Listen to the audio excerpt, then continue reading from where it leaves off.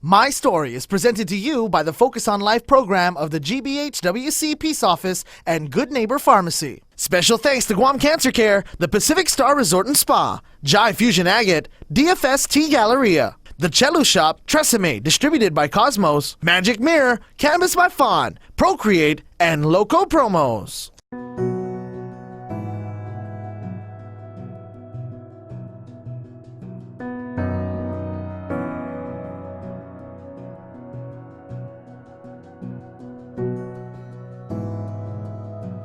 Cancer, defined on the Guam Cancer Care website, is the uncontrolled growth of abnormal cancer cells.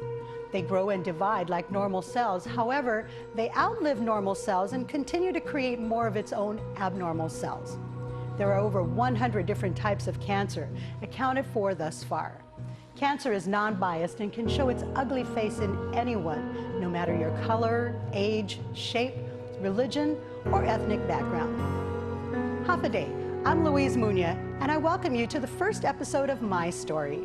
Every month we will feature on this show and this Sorensen Media Group television station 2 stories of cancer warriors or survivors. I will be by their side asking all the questions that no one dare ask our warriors about how they found out, their symptoms, their deepest feelings about battling this disease, as well as sharing their home life and how their families deal and support each other during this battle. In this episode, I will sit and talk with 2 beautiful, strong, and intelligent women with 2 different stories of battling the same enemy, cancer. Stay right there. After this commercial break, I will sit with Madeline Cruz, who was diagnosed with one of the most common cancers, lymphoma.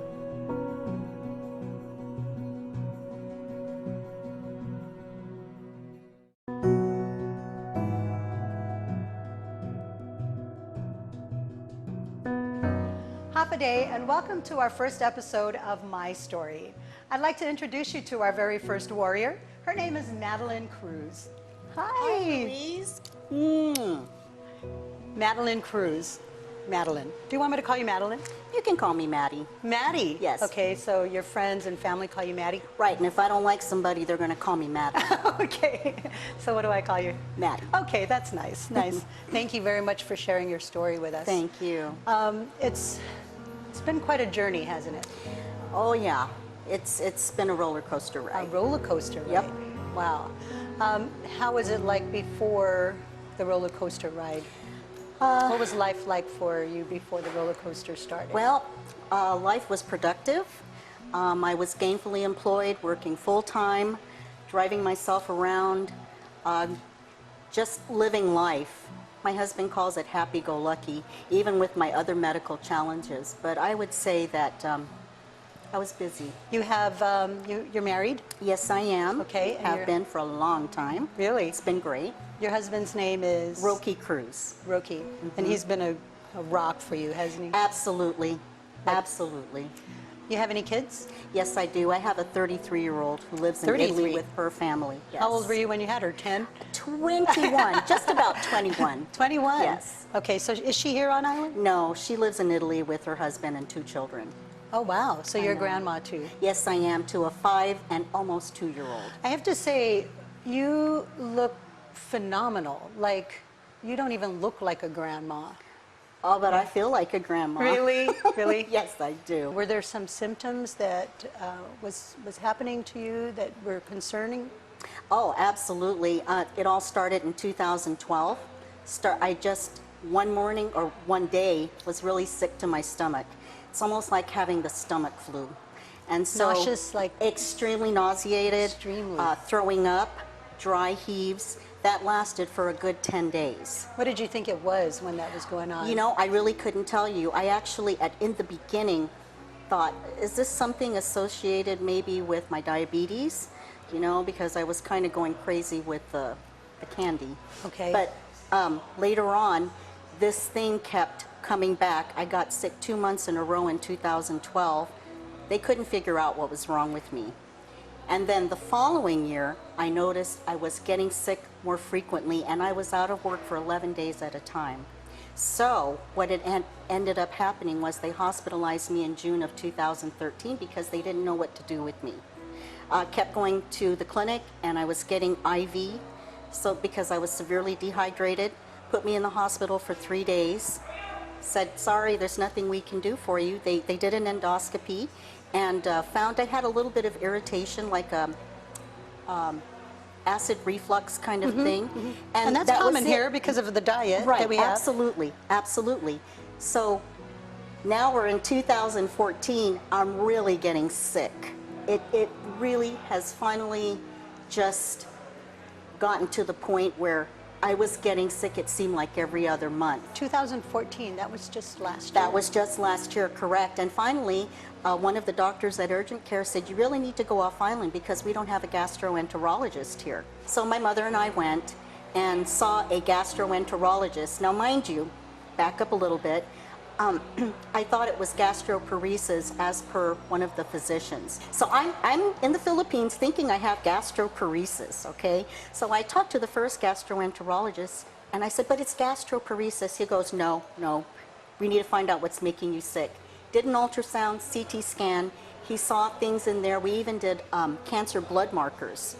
And he said... Cancer blood markers, correct. It's some kind of a blood marker. It tells the doctor where your number should be if it's normal, and if it's abnormal, there is a marker there that tells him, okay, this looks suspicious. Then we should be concerned. Right. I was at 69.76. It should be 22 and below. Oh, wow. Yeah. So the first gastro sends me to his colleague, who is, he specializes in pancreatic diseases. And he's also a surgeon. So I went to him, made arrangements to do a biopsy. He went in, put me to sleep, and they did a biopsy.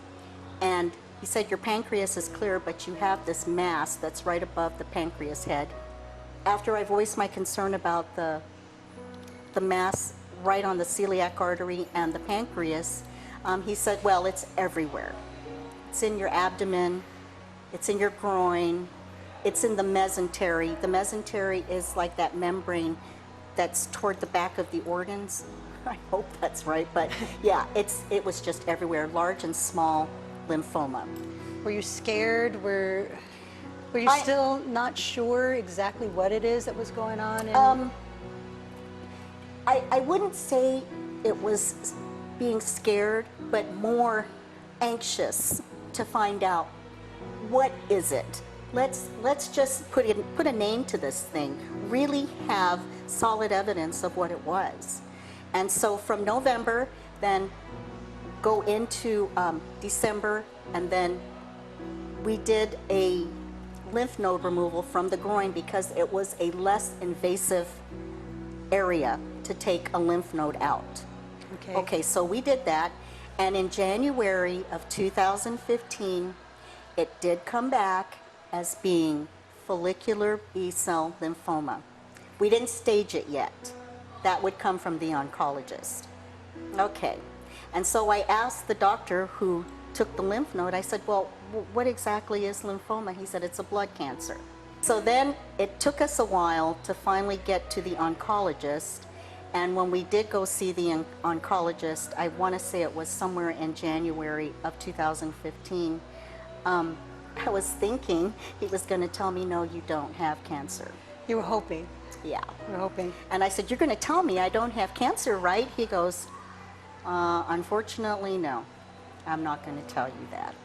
So there it was, February 5th and 6th, my first chemo. My last chemo is supposed to be for next month, but that's going to depend on how much the large formations have shrunk. How would you help someone who's going through a situation maybe not exactly like yours, but maybe have such a positive attitude like you do? I mean, what would you tell them? It's easy to say that to somebody, to stay positive, stay focused. I would say first of all and foremost, surround yourself with positive people. Weed out those negative beings in your life. That would be number one. Do your homework.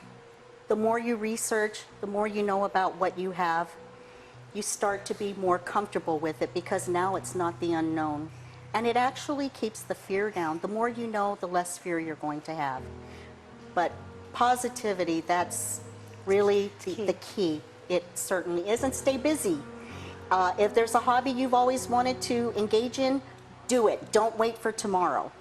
Do not wait. Just go for it. I love you. Thank you. Thank for you. sharing. Love you too. When we come back, we're going to hear Cynthia Kintol's story. You're watching My Story.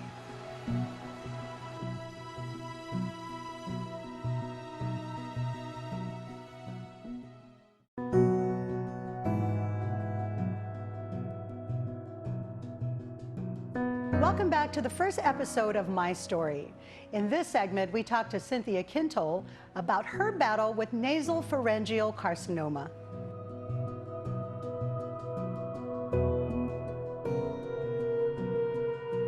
Cynthia Barcenas Kintol. Yes, ma'am. Barcenas. Yes, ma'am. That's your maiden name? Yes, it is. Are you from?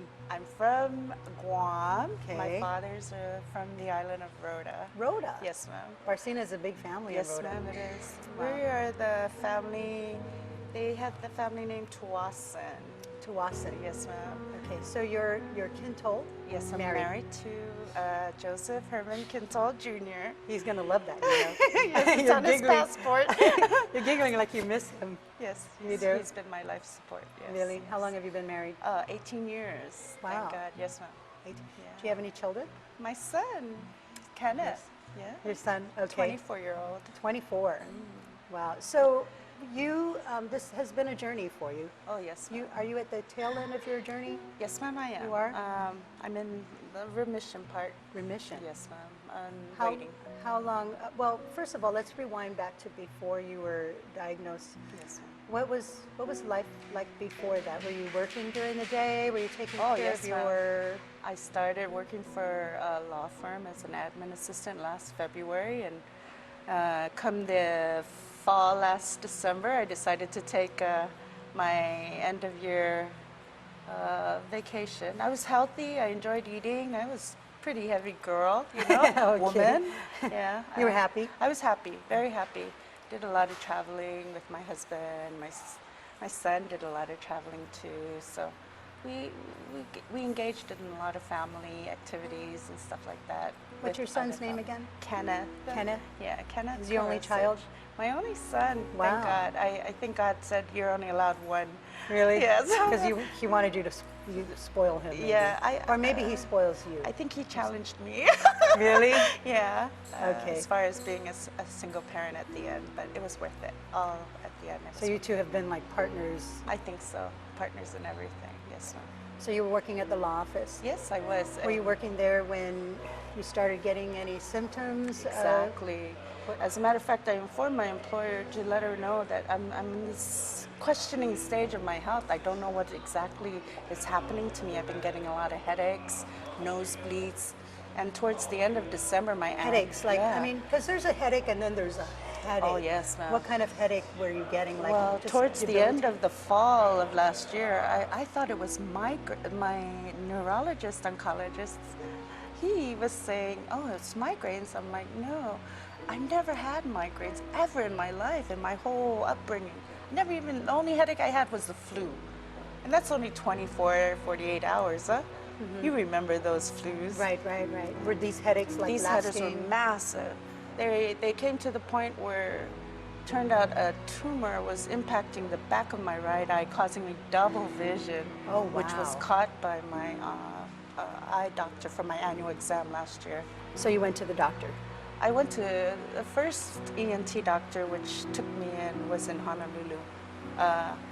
Really nice man. He wanted an MRI, CAT scan, but I couldn't provide that to him, nor did my insurance at the time was able to get it done for me while I was there in Honolulu.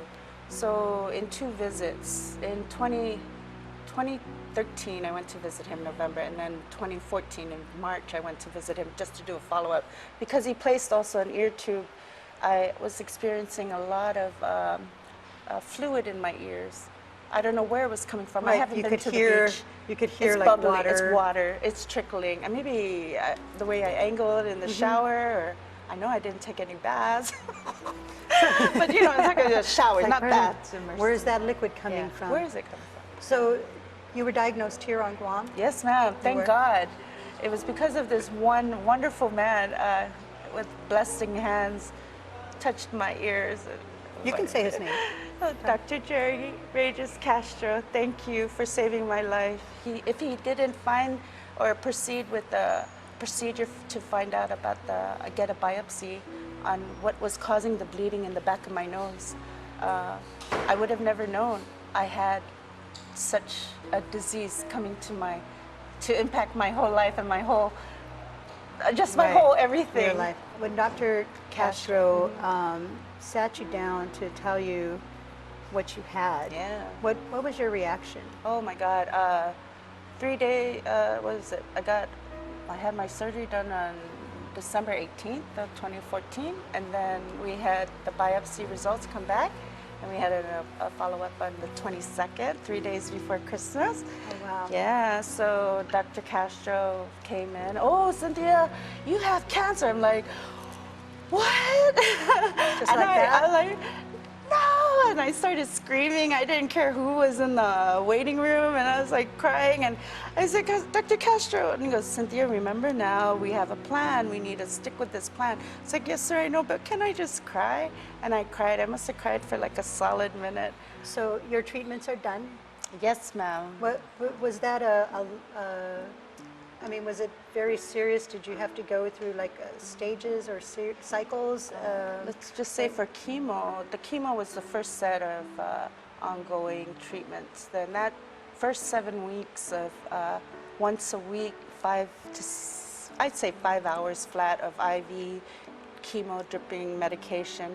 I don't want to call it poison, but I call it treatment as far as medicinal to keep me going, keep me alive.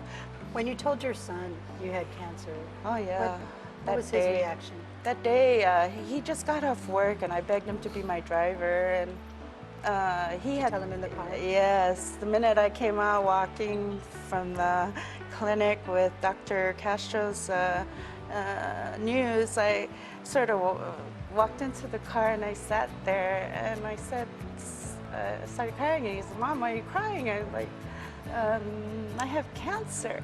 And he said, but Mom, we're gonna fight it, right? We can fight it. I said, yes, we're gonna fight it with Dr. Castro's plan and my plan. We're gonna go fight it. You got angry. You got to go. We're gonna fight it, damn it.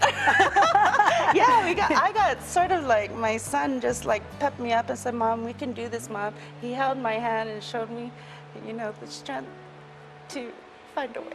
Yeah. For him. For him and I. And if you had to give a message to someone who's battling this nasopharyngeal carcinoma, yes, I promise you I will learn how to say that. Yes, you will. Before the end of the day. Yes, you will. What advice would you give them? I would say don't think there's no one there to help you. Your best friend, your best friend can be male, female, I don't care. Just your best friend, your mother, your father, your sister, your brother. Lean on somebody. Lean on somebody. They trust that you can find trust in to take you and say it's going to be okay. There's no,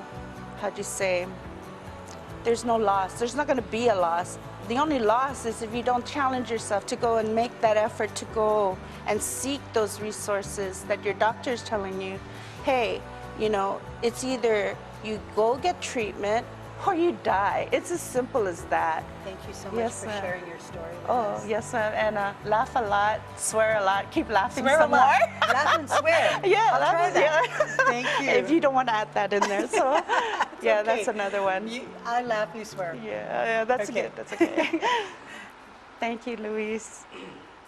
Thank you again to our warriors, Maddie and to Cynthia, taking us on their journey with their story, teaching us a little bit more about life and love and faith and hope. Thank you to the Pacific Star Resort and Spa. Join us again next time for another episode of My Story.